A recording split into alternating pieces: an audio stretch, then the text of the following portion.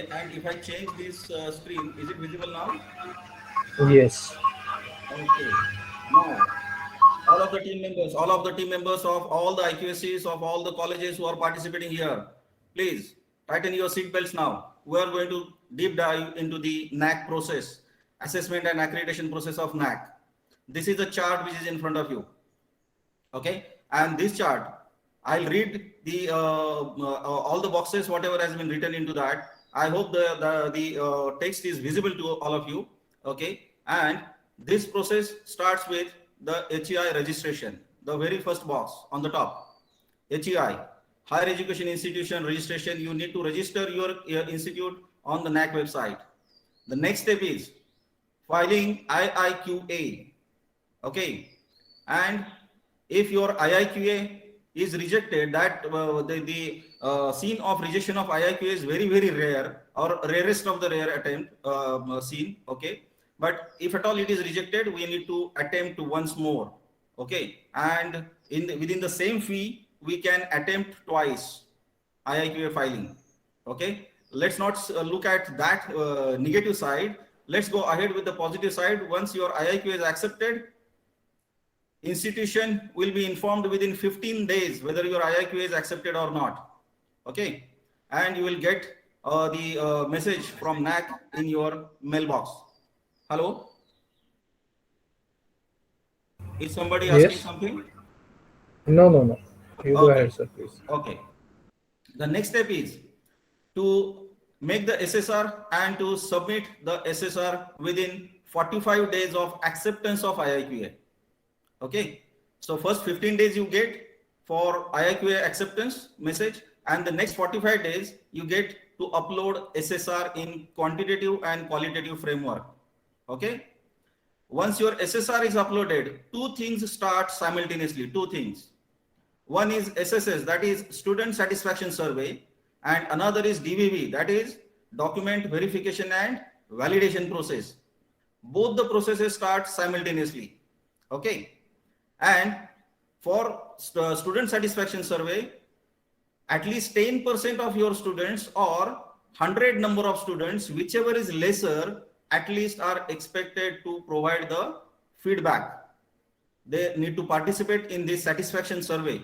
Okay, whatever the data we provide to NAAC, data of the students, and in that data we need to give the name of the students, their mobile numbers and their email IDs. Okay, and on their email IDs, the NAAC sends to 30% of that data, whatever that data is there, whatever that database we supply, randomly to the 30% of that data, they send the emails to participate into the survey. There are 21 questions in that survey. 20 questions are objective, and last question, 21st question, is subjective for suggestions. Okay, so this is how the students need to participate into this particular survey. Minimum 10% of your student strength or 100 number of the students, which means that if the student strength is 1000 for one college, okay, 10% will make the 100. If the number of students goes more than 1000, 100, maximum 100 students survey or the participation in the survey is acceptable. If your student strength is lesser than 1000, then at least 10% of your total student strength has to participate into this student satisfaction survey. If the required number of the students do not reply in the given period of time, they are given reminders by the NAAC. Okay, and after that reminder, they at least they should be able to participate into this survey. At the same time, another thing happens, that is DVV process. Okay, for this DVV process, only the quantitative data is being validated, verified by a DVV partner. These are the third parties, which means the NAAC also doesn't know which DVV partner has been allotted to your college, because it is system generated. The system decides the DVV partner. Okay, so NAAC also doesn't come to know who is the DVV partner allotted to which college. So there is a top level secrecy maintained.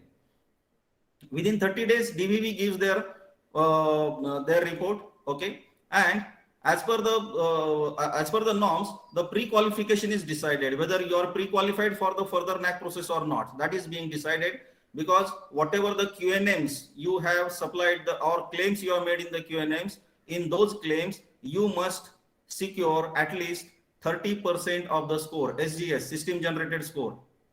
System generates that score, and unless and until you receive 30% of the QNM weightage, you are not qualified for the further process. Okay, if you fail to do that, again apply for IIPA, and fresh payment of all the fees you will have to make once again. Okay, so that's the negative side. The positive side is you are pre-qualified, you are passed into the pre-qualification, then peer team decides, NAAC allots you the peer team. Okay, and that peer team within 90 days, the peer team is supposed to visit your college for physical verification.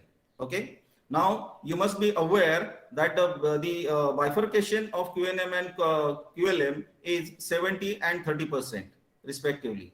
So quantitative weightage is 70% and qualitative weightage is 30%. So your 70% evaluation has been already done by DVV partner. Okay, now peer team will visit your college for only 30% QLM. Got it? And after their visit, the calculation of the CGPA and declaration of result happens. This is the entire process, which is given in the nutshell in a form of a flow chart. Okay. When we go for the SSR submission, what is that process?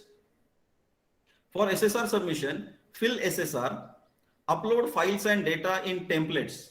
The Excel templates are given by NAAC on their portal. And for each metric, a particular template of the Excel has been given. You have to furnish your data into that and upload it. That is number one. Number two, upload files.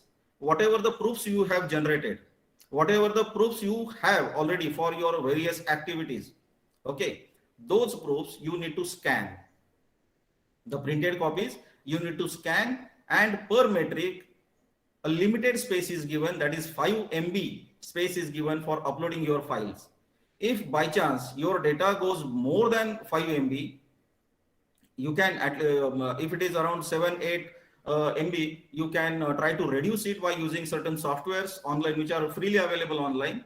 If the data is more than 10 MB, more than or it goes beyond your control, and even after reduction it doesn't come under 5 MB, then you need to make it available on your website in such a way that those files are not visible to the normal visitor to your website, but a link is generated which is hidden link, and that link is supplied or printed on a paper, or it is scanned, or it is you can make the soft copy of your own letterhead. On that particular letterhead you mention that metric name, the title of the metric, number of the metric, and you just paste that the link, okay, so that the DVV partner, whenever he clicks that link, immediately he should land up on that page. Okay, the hidden links are to be created. How to create the hidden links? You better ask your computer person to do that, because those people know it. Okay, so this is how the things happen. There should not be any password to any of our data, no password at all. Just click that link, and directly the person, the DVV partner, has to land on that particular page directly, okay, without any hindrance. Okay, fill SSR, then you make an online payment of first SSR installment. Okay, first that is a part payment you have to make. Then select non-applicable metrics and submit SSR. Select non-applicable metrics. This is very important area. For this non-applicable metrics, I have made a different slide particularly for this, and it is very important to decide on these non-applicable metrics. Okay, then the SSR goes for DVV process, and after that DVV process, SSR, you get some suggestions from the DVV, and you are asked to make the updates into the inputs from SSS as well as DVV, and DVV compares your data with InflibNet.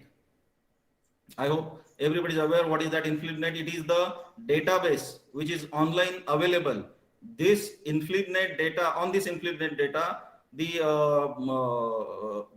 SSRs of all the accredited institutions, PhD thesis, research papers are uploaded. They are already there.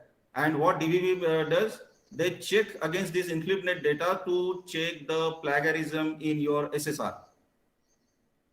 Got it? So whatever the suggestions you get from DVV, accordingly, you are given one chance to update your data once again, right?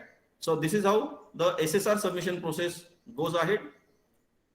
Then DVV process is not in our hand actually, but how does it happen? What are the things they happen behind the screen? Because these are the third parties. So the process, whatever goes on at DVV place is like DVV points out your deviations. Whenever the data is received by them, they compare it with the InfluentNet data and they identify certain deviations. Okay, they even check your proofs. Whatever the soft copy proofs you have supplied, those proofs are checked. One thing also happens that while reducing the size of the files, okay, in that process, the quality of those quality of that soft data may get deteriorated. Okay, so as far as possible, try to make it readable. Okay, but if it goes beyond your control, don't worry. Just don't worry.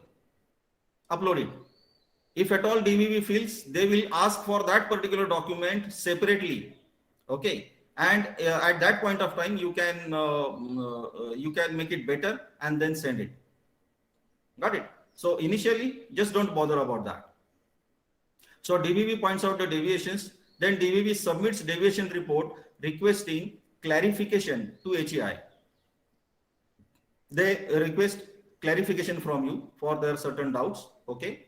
Then HEI submits the clarification to DVV. Then DVV verification of HEI responses to queries. Then DVV recommends data update. DVV second level of verification also happens. And final DVV report submission to report is submitted to NAAC by DVV.